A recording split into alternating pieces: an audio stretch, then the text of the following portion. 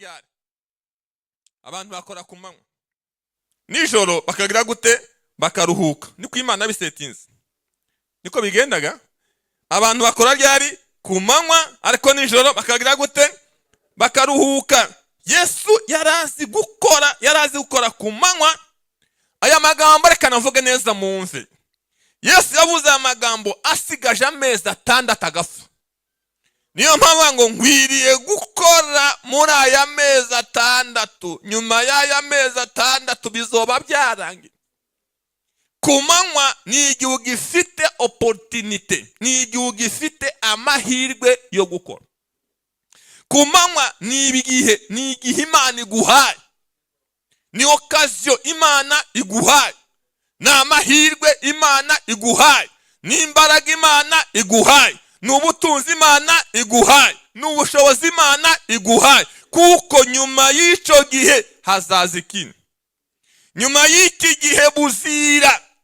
Iyo tuvuga ijoro tuba dushaka kuvuga uburwayi, tuba dushaka kuvuga ubusaza, tuba dushaka kuvuga urupfu. N'iryo joro nkwiriye gukora butarira, nkwiriye gukora ngo ifite ubuzima ejo nzaza.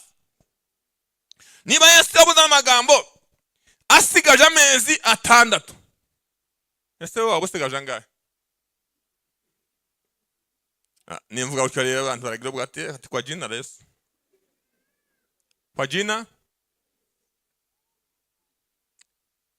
kwa jina la nani? Ubusugiye hari ahijya ntabo usanga bari muri morgue. Barahari ntabahari? Morgue sizara gutyo hazararamwe abantu batakigize gute? Batagikoze.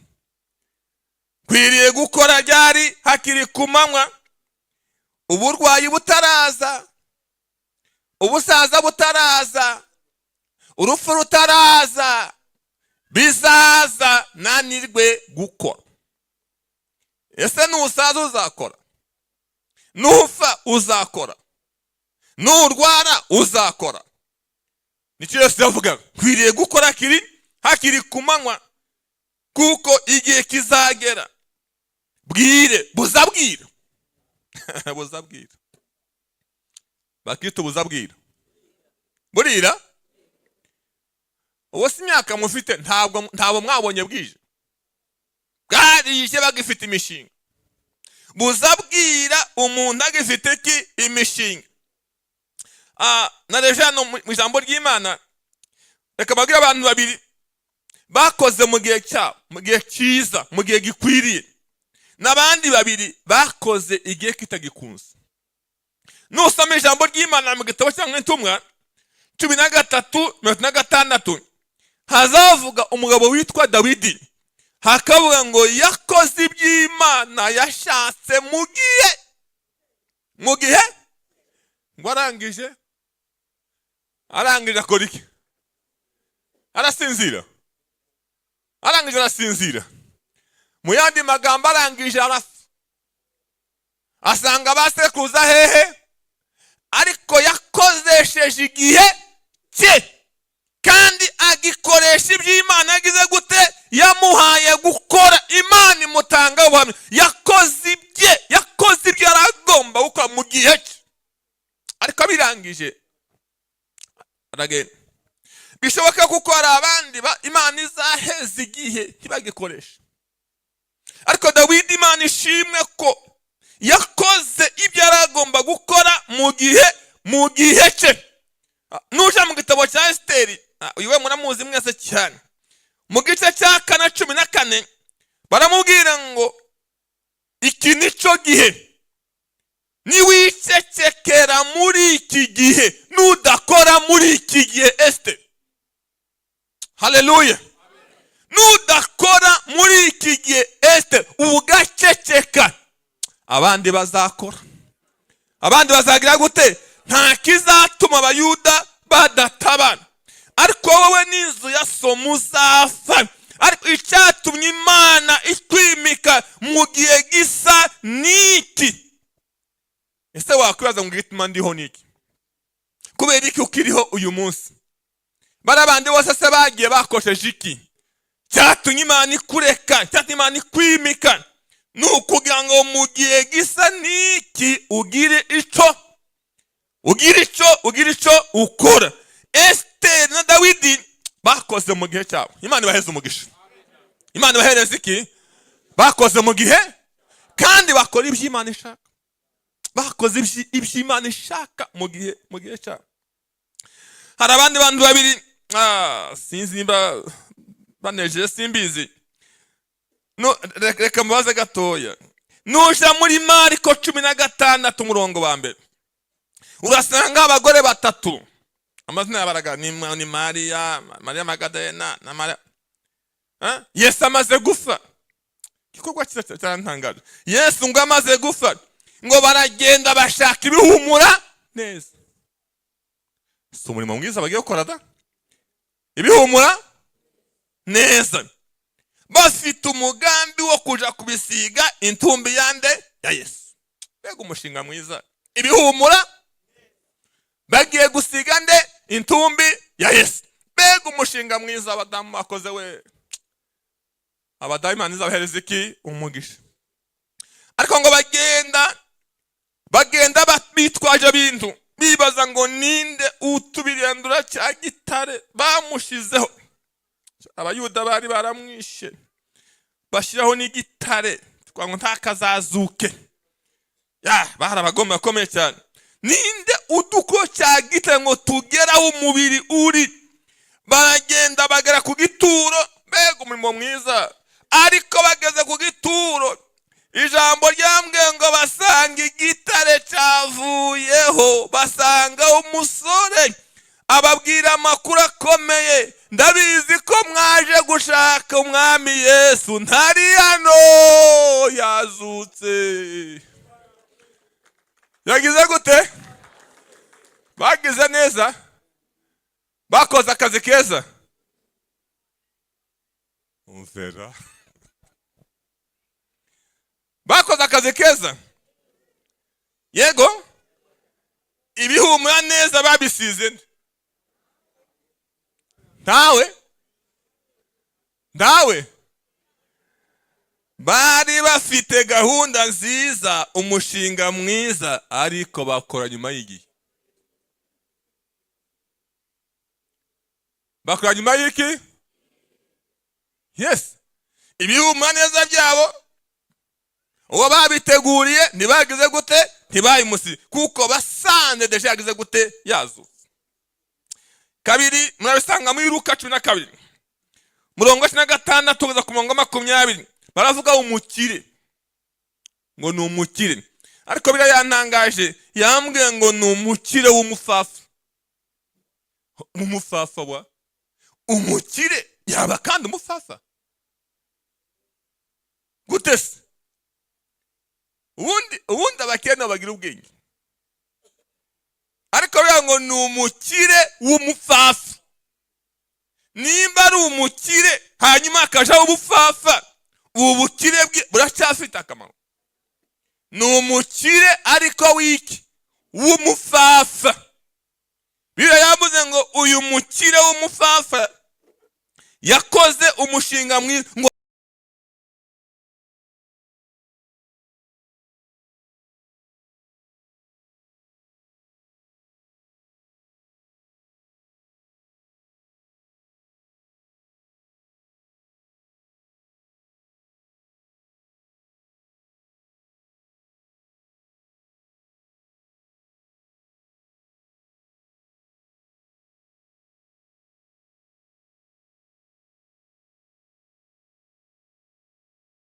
yari afite imirima myinshi. Uri umukire, warahinze, uruhuke, wishime. Ngo atararangiza ayo magambo, ngiyo mwijuru iravuga ngo wa mufafa, iri joro ubugingo bwawe urabwawe. Biriya se y'amaproject urimo uzabisigirana. Abantu buzabwira bafite imishinga. Mbega inkuru ibabaje. Abantu buzabwira bafite iki? Bafite imishinga. ariko bose aduhaye igihe. Iki gihe aduhaye, uyu munsi aduhaye niwe munsi wacu. Ejo se nuwana. Ubu mwese muri murapanga akazi k'ejo, muraye mugapanze uko muzagakora. Uzi kubyuka se? Uzi kubyuka? Abati wa mupfuwe. Mu Giswahili hazavuga ngo mupumbafu wewe. Mupumbafu wewe. Iri joro nta nubwo iri joro ubugingo bwawe gute urabwa. Nana ariko Imana we, Imana kwitekereza ntiyareka ngo anasarure abe nk'abiri kwezi kumwe. Imana izi kujyana byeze. Imana izi kujyana birese. Imana izi kujyana ufite ubukwe. Imana izi kujyana wabikoraho. Yaguhaye igihe cyo gukora uragitakaza. Burira. Buzabwira umuntu ntabagikora. Yesu yarazi igihe cyo kugira gute kwiriye gukora kiri ku manywa. Buzabwira. Message mafitiye umunsi nuko buzabwira. Kandi buzabwira ku musore, bukira ku nkumi. Bukira ku mukire, bukira ku mukene. Bukira kuwize, bukira kutarize. Buzabwira kuwari we wese. Cyakora iyo butarira uzabona ntibuzira. Ariko buzabwira. Mufasha kumva aya magambo. Iyo butarira uzugira ngo ntibuzira. Uzabona ntibuzira ko buzabwira. Buzabwira umuntu agahaguruka agiye mu kazi ntagereyo. Ejo bundi kuwa kabiri natangaye gose. Kuwa kabiri abantu banyura buri muhanda wa 15 hari abantu bari bakoze impanuka cyo gitondo. Umwe ari kuri moto abaragiye, undi ari ku igare abaragiye. Igitondo kimwe uriya muhanda bagize ambutiyaje ikomeye. Bwari bwije kuri bene data. Buzabwira ukava mu rugo udasezeye babwa ati mukanya ndaje. Ukatira message ati bwishe. Buzabwira kwiriye gukora umurimo w'abantu hakiri ku manywa. Bugiye kugira gute? Bugiye kwira. Icyakane Yesu yarazi ko hazaza igihe cyo kudakora. Yarazi ko hazaza igihe cyo kutagira gute? Cyo kudakora. Niyo mpamvu abwira Petero ngo nukuri ndakubwira ngo ukiri umusore warakenyeraga ugatambuka ukajya ushatse, ariko igihe kizagera urambura amaboko bagukenyeze bakujyanaho udashaka. Bakujyana utagira gute? Udashaka. Intumbi yakwiyambika. Umurwayi suri muri koma yakwiyambika. Igihe kizagera urambura amaboko bayakoresha ibyo bashaka. Bakwambika umwenda udakunda. Bakujyana aho udashaka. Bakubika aho udashaka. Bakujyana aho udashaka. Nubwo wovuga ngo muzanjyana nga bakujyana aho bashaka, ntibakujyana aho ushaka. Nibashaka bakujyana aho ushaka, ariko se nibakwambika barambura ukuboko uko bashaka, uracyafite control se? Igihe kiza kigera jana bangombwa bakakwambika ubusa, tauna habari. Bakakwambika uwo bashaka, bakakujyana aho udashaka. Yesu yarazi ko igihe kizagera ntibagira gute? Umuntu ntabe agikora. Yesu yarazi ko amaciconstance azaza ko ibihe bizabiza umuntu ndakora. Yarazi ko uburwayi buzabuza umuntu anagira gute? Ntakore. Ngo arwaye imyaka 5. Bizivuga wari urwaye 38. Ese yarakoraga? Imyaka ingana 38 adakora. atuye ku kidendezi. Yesu yarazi ko igihe kiza kigera bene data muntu ntakore. Niyo mpamvu avuga ngo nkwiriye gukora. Hakiri ku manywa dore buzira. Icya gatanu, yarazi aho agomba gukorera. Ninde muntu uhabwa akazi ntahabwa akorera? Yarazi tereye, yarazi office, yarazi aho agomba gukora. Ku murongo wa 5 bavuga ngo nkiri mu isi ndi umuco w'isi. Yarazi aho agomba gukorera. Imana ishimwe ko twebwe twahama gukora mu nzu y'Imana. Imana ihabwe icubahiro. Imana ihabwe icubahiro. Tere yacu ni he? Tere yacu ni he? Naha. Niyo tere yacu. Imana ishimwe di. Ko mwayimpera icubahiro we. Imana ishimwe. Tere yacu mwayibonye? Na. Aha niyo tere yacu. Niyo tere yacu. Aha ndakunda cyane. Nusoma Luka 2:49 ni inkuru mwese muzi. Ngo Yesu n'ababyeyi baje Yerusalemu minsi mikuru. Byari bisanzwe mu mwaka gatatu ko baje Yerusalemu minsi mikuru ni usanga bw'Imana bwabaga. Baragenda iminsi mikuru irangiye. Ngo ababyeyi baragenda, Yesu asigara he? Asigara he? Ya, ngo bageze i Nazareti. Ngo baramushaka, bamushakira he? Bamushakira mu nshuti. Bari kubashakira Yesu atazakorera. Ntabwo Yesu akorera mu nshuti, ntakorera mu bavandimwe, akorera mu nzu y'Imana. Oh, haleluya! Yesu yakoraga mu nzu y'Imana. Bamushakira mu nshuti, mu bavandimwe baramubura. Nyuma y'iminsi 3 baragenda. Bamusanga ari hehe? Mu rusengero. Baramaza ngo mwana wacu watugenje ko twakubuze twagushatse. Ya twaje tugushaka. Timwashakira iki? Mwashakira iki? Timuzi ko ngomba kuba mu nzu ya Data. Timuza ngomba gukorera. Oh, haleluya! Timuza ngomba gukora. Timuza akazi kanyu kana mukunda. Ngo basanze ari hagati y'abatambyi. Yabateye ibibazo, yabazengereje. Timuza akazi kanje kari. Akazi kanje kari mu nzu ya Data. Akazi kanje kari mu rusengero. Nubwo tuzadukora handi ariko puedo do pare ni hano mu nzu y'Imana. Naha ngaha. Amen. Hey!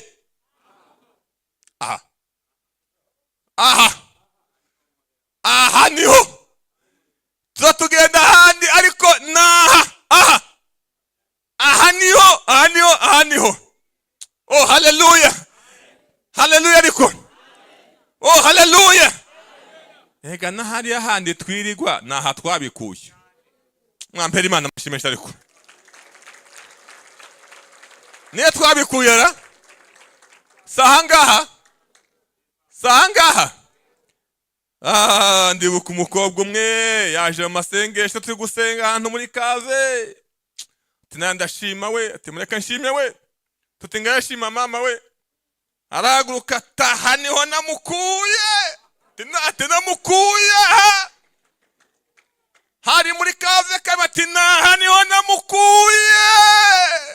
Igisore cyiza. Burya ahanga habana ibisore byiza. Akazi kacu naha. Haleluya. Haleluya. Naha. Niho tubakuramwa. Niho tubakura vrema. Ahantu haranejeje vrema di. Naha. Iyo twagakuye hanga kararama. Kagira gute? Kararama. Akavuye hangaha. Nakwambia. Akavuye hangaha baza batikura, banapanda, banashuka. Kavuye aha. Nimushake mugabanya amatiku aho kavuye ndahazi. naha. Salomo yarabuze umunsi ataga inzu y'Imana, avuga ibintu byinshi, ariko ageze ku ijambo rimwe avuga ati Uwiteka n'umunyamahanga utazi izina ryawe naza aha muri iyi nzu, afite icyifuzo atakuzi ariko agakandagira muri iyi nzu, uzamwumva uri mu ijuru, uzamwumva uri mu ijuru, kandi ugire gute usubize kwifuza kwe. Nahaye abagabo naha baba, abana naha baba, amafaranga naha baba, akazi naha kaba, Imana ihabwa icubahiro. Naha niho dukorera, aha niho mu kazi kacu. Yesu avuga ati mwanshakiraga iki? Timuzi ko ari ahangaha, timuzi ko ngomba gukora umurimo w'Imana. Icya gatatu ngiye kurangiriza, Yesu yaraza hari ikibazo. Yaraza hari iki? Ahari ikibazo. Yarahaze ntiyarahaze. Biravuga ngo abwira bamwe, aramubwira ngo atoba kondo, ngo agasiga agomba kuba maso. Aramubwira ati genda wiyuhagire mu kidendezi cya Silohamu. Bisobanura ngo yagize gute? Ngo yarazi ko ikibazo kiri hehe? Kiri ku maso, niho hari ikibazo. Hari abakozi benshi batagira amaso yo kumenya ikibazo aho kiri. Pole sana. Waba utuye Kacyiru, ni Kacyiru utazi hari ikibazo. Se byashobokara? Byashoboka wasanga ari umuntu utuye ahangaha mutazi ikibazo mufite. Se kirari nta gihari. Kirari? Wasanga bamwe batakizi. Wasanga bamwe batakizi. Nasomye ijambo ry'Imana muri Marko 2. Ndakunda cyane. Harambwa ngo Yesu yarageze Kapenaumu. Ahageze ngo inzu yararimo ngo yuzuza nk'abantu benshi. Ariko muri uwo mudugudu aho ngaho hari ikibazo. Bizivuga ngo hariho umuntu waremaye, ariko ngo abaturage bahonga abagabo 4 bahongaho bavuga ati Yesu yaje yageze Kapenaumu, reka duprofite iki gihe, duprofite occasion, duprofite amahirwe, iki kirema cyacu turagishira Yesu. Ngo barakikora baragiheka, bamenye ikibazo kiri wabo. Bagati wacu umudugudu wacu ikibazo aho kiri ni ikirema. Buri mu gitondo turagiheka kikaja gusabiriza, nimugoroba tukaja kucana, buri kiratuvuza. Ariko ubwo Yesu yaje agomba kuva ahangaha agize gute? Agikemuye. Bari baza hari iki? Ahari ikibazo. Haleluya. None iyo bamenya hari ikibazo bashaka umuti. Siko imeze ara? Barashaka iki? Igisubizo. Matigisubizo ni iki? Nukugiheka. Tukakijana kwande? Kwa Yesu. Baragiheka, bageze muri ya nzu basanga inzu iruzuye. Inzu igize gute? Iruzuye. Batariko nubwo yuzuye ntitugisubizayo. Ntitugira gute? Ntitugisubizayo. Turasenya inzu batiteye ku ngaruka, ariko tucyohereza aho Yesu ari. Haleluya. Bano bagabo ni beza. Tucyohereza aho Yesu nikigera kwa Yesu, ntikigaruka ari ikirema. Barasambura igisenge baracyohereza. Yesu arimo arabwiriza abona ikirema kivuye imbere yiwe. Yesu solution y'ibibazo byose. Aruwa ngo kwizera kwawe kuragukije, haguruka. Ikirema kirahaguruka kiragenda. Tugomba kumenya hari ikibazo. Haleluya. Haleluya. Ariko se twese twamenya hari ikibazo nticyakemukara? Cyakemuka? Tubashe kumenya twese ahari ikibazo. Cyagira gute? Cyakemuka mu kanya gatoya, kuko twagishakira iki? Igisubizo kandi kikaboneka. Kandi nta n'ugisubizo kiri kure cyane. Igisubizo ni Yesu. Igisubizo ni bose dukorera arimo n'igisubizo. Oh haleluya. haleluya. Ukwiriye gukora umurimo wantumye hakiri ku manywa. Buzira ni igihe umuntu atakibasha gukora. Reka ndekere ahangaha. Aya makuru nangwa kuyatangira ejo ntibyakunda. Uyu murongo nangwa kuvuga iminsi ibiri ntibyakunda, ariko n'ibimbuze sibike. Ukwiriye gukora umurimo hakiri buzira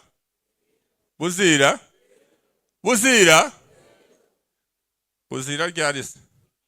Kutaza amakuru, ntutazi n'igihe buzirira. N'ejo bwo kwira. Kandi disi iyo umaze kwira nicyo umuntu azayicuza. Ngo iyo mbimenya nari yaguhaye igihe cyo kubikora ntiwabimenya. Igihe cyose umuntu azasaza ari mu iyo mbimenya ntararwara, iyo mbimenya ntarasaza, iyo mbimenya hari ibintu umuntu azayifuza bitagikunze. Ntiwaba ugeze mu myaka 50 ngo ushake imyaka 30 ngo byemere.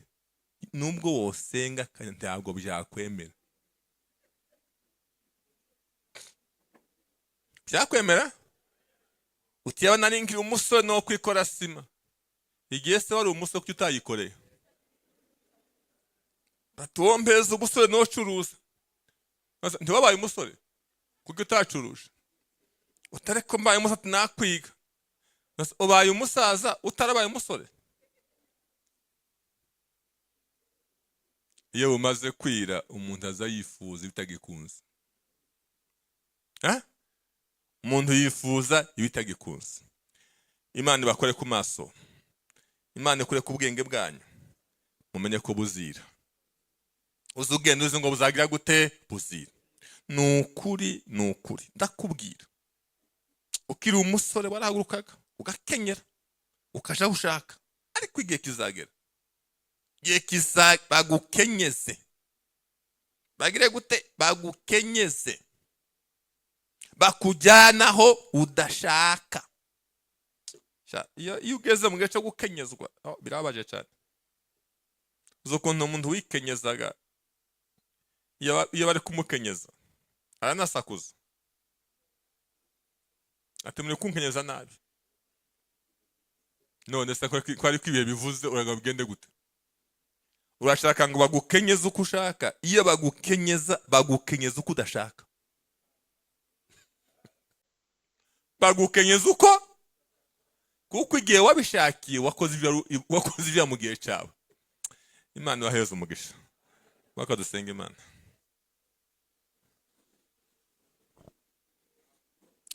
Ariko se iyi message iragoyera? Utayumva ninde buriya? Hari utayumva? Buzagira gute? Buzagira gute? Buzabwira ku nkumi, bukira ku musore. Bukira ku musore. Ndaho Imana ibera igitangaza. Buzabwira ku musore, umusore bukira papa wamubyaye butarira. Mwana vaneza. Ukabyara umwana bukira, wewe wamubyaye utagira gute? Butarira. Imana ni igitangaza. Ikora uko ibishaka. Ariko twese umwanya duhaye dukoresha umwanya Imana iguhaye. Kandi umwanya wawe ni none.